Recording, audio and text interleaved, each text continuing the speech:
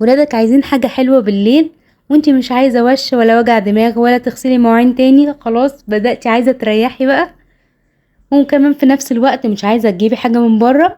تعالي بسرعة هاتي كوباية وربع دقيق وتعالي اما اقولك هتعملي بيهم ايه. نخلنا الدقيق كويس جدا وحطينا عليهم معلقة كبيرة بيكنج باودر، كوباية وربع دقيق يعني حوالي 175 جرام. وما تنسيش رشة الملح اللي لازم نحطها في اي حاجة بنعملها. وعلى طول نقلبهم مع بعض، ويلا نجهز بقية المكونات عشان نعمل الجمال اللي قدامك دوت. السلام عليكم ورحمة الله وبركاته، معاكم دعاء زين. وتعالوا النهاردة نشوف هنعمل البانكيك المحشي ازاي. سهل وروعة ومش هياخد منك وقت كتير. بما اني بقى انا مش عايزة اعمل مواعين كتير، فانا هعمله في البولة وبالمضرب اليدوي على السريع كده.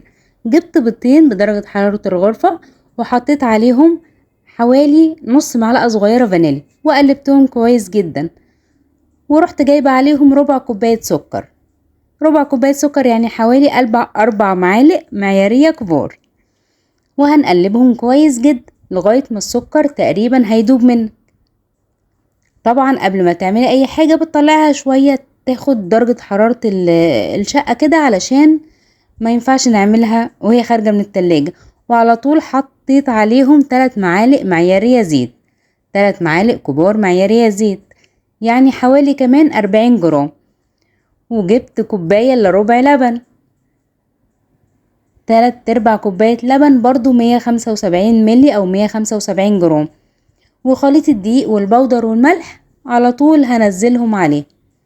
وبس كده، كده المقادير بتاعتنا خلصت. اسهل من كده مفيش تقريبا. وهنقلبهم كويس جدا جدا جدا علشان نضمن طبعا المكونات كلها امتزجت مع بعضها كويس جدا. بالاسباتيولا كده بجيب الحروف اللي فيها دقيق علشان انزله مع بقية الخليط، وهقلبهم كده واسيبهم. واروح جايبة بقى ايه، اجهز حاجة اعمل فيها. طبعا المعتاد ان انا بجيب حاجة للبانكيك بعمل بيها، او اللي هو العلب بتاع الصوصات بصب فيها الخليط وبعمل بيها برضو. بس انا قلتلكوا ان انا ماليش مزاج اعمل حاجة خالص ولا اعمل مواعين، فكفاية البولة والطاسة او المقلاية اللي احنا هنسويه فيها. فرحت جايبة كيس حلواني وصبة فيه الخليط. ما يلا بقى احنا يعني مش ناقصين بهدلة. صبيت الخليط كويس في كيس الحلواني وقفلته بمشبك، المشابك اللي هي اللي بتقفل الاكياس دي، قفلته برمت الكيس من فوق وقفلته كويس جدا.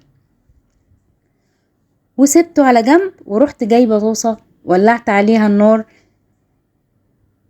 ولعت في الاول نار عالية واديتها فرشة زيت، وبعدين خليت النار وسط، اقل من الوسط سنة صغيرة. ورحت جايبة الخليط صباه فيها. بصب بقى على قد الطاسة اللي عندك، بس ما تغلطيش غلطتي وتعملي في طاسة تكون الجوانب بتاعتها عالية، مش احسن حاجة خالص. طبعا علشان نحشيه اول ما بنصب الخليط على طول نروح جايبين دي شوكولاتة قابلة للدهن. بجيب تقريبا معلقة صغيرة خالص، اصغر معلقة عندك اللي هي معالق الايس كريم اللي بتبقى في طقم المعالق. بحط في كل واحدة معلقة منها او نص معلقة على حسب دايرة البانكيك اللي انتي بتعمليها. وعلى طول اول ما اخلص الشوكولاتة بجيب خليط بانكيك تاني واغطي بالشوكولاتة بس المنطقة اللي انا حطيت فيها شوكولاتة. وبس كده، وهنسيبه يستوي. شايفة الفقاقيع ديت بدأت تظهر كده خلاص. يعني ايه، بيقولك ان البانكيك من تحت خلاص داخل في السوا. ما تخافيش كله هيكون مستوي وهش وزي الفل. بس احنا ضربنا عصفورين بحجر، عملنا حاجة حلوة ما عملناش مواعين كتير، وحشيناها كمان يعني لا في صوصات ولا بهدلة ولا اي حاجة، ولا عسل نحطه ولا اي صوص نحطه. هنستنى يا دوبك 5 دقايق على الوش الاولاني ونقلب على طول. انا دلوقتي هشوفها، شايفه هي منظرها اصلا بدأت تدخل في السوا كتير. ملكيش دعوه بالخليط اللي احنا حاطينه فوق ده، كده كده هيستوي تاني. يعني هي بالظبط دلوقتي كده زي القطايف بالظبط. هقلبها على الوش التاني. شفتي بقى انا بقولك ليه بلاش المقلايه اللي الحواف بتاعتها عاليه، رخمه بصراحه. انا بقى عندي طاسه بانكيك، طاسه كريب، بس للاسف دورت عليها وما لقيتهاش، مش عارفه هي فين مع اني عامله فيها قريب. بس لقيت دي المتاحه قدامي. شفتي ما اخدش وقت خالص، خد 5 دقايق على الوش الاولاني ودقيقتين ونص او 3 دقايق على الوش التاني، وبقى زي الفل زي ما انت شايفه كده، وسهل جدا. وحطيتي البانكيك بالحشو بتاعه وولادك هياكلوا على كله على بعضه كده، ومعها كوبايه اللبن بتاعتهم قبل ما يناموا، وكده زي الفل. سهله وسريعه وجميله جدا.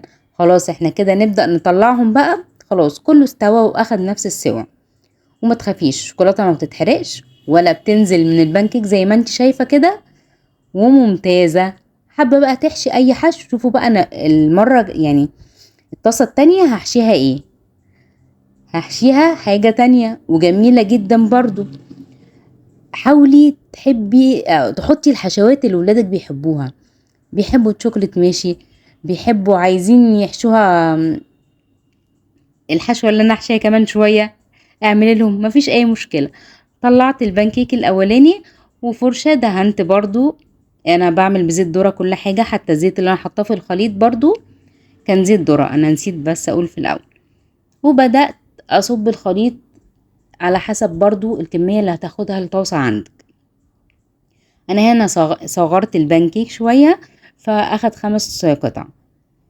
بس ما تغلطيش غلطتي، يعني اعملي على قد ما الطاسه هتاخد. انا هقولك ايه الغلطه اللي اتعملت دلوقتي وصلحتها ازاي، ما تخافيش كل حاجه تتصلح معانا وتبقى زي الفل. جبت هنا مربى بلاك بيري، حابه انت بقى تحطي مربى فراوله، مربى تين، مربى مشمش، اي حاجه ولادك بيحبوها حطيها لهم، هتبقى لذيذه جدا. وبرضو حطيت منها معلقه صغيره وغطيت المربى بالخليط البانكيك، وهعمل نفس الخطوات اللي عملتها في الشوكولاتة بالظبط. وطبعا بما ان الجزء الاكبر فينا بيحب الشوكولاتة اكتر، فالمرة التالتة كمان عملتها شوكولاتة. تقريبا الخليط دوت عمل لي يعني تقريبا كده 18 قطعة 16 قطعة، والله ما فاكرة. حتى عملت شوية كمان سادة، بس في الاخر كان في شوية خليط كده صغنطوط خالص فرحت عاملاه سادة. شفتي هنا بقى اللي لزق، واحدة كانت لازقة حبة صغيرة بعدتها شوية، لكن اللزقة كتير بقسمها من النص كده وببعدها عن التانية، وبتبقى زي الفل ولا كأن حصل فيها اي حاجة. ما تقوليش لزقت بقى وهتبقى شكلها وحش ومش عارفة ايه، لا مفيش حاجة بتبوظ مننا، حتى لو باظت هتتاكل برضو، ما بنحملش هم اي حاجة.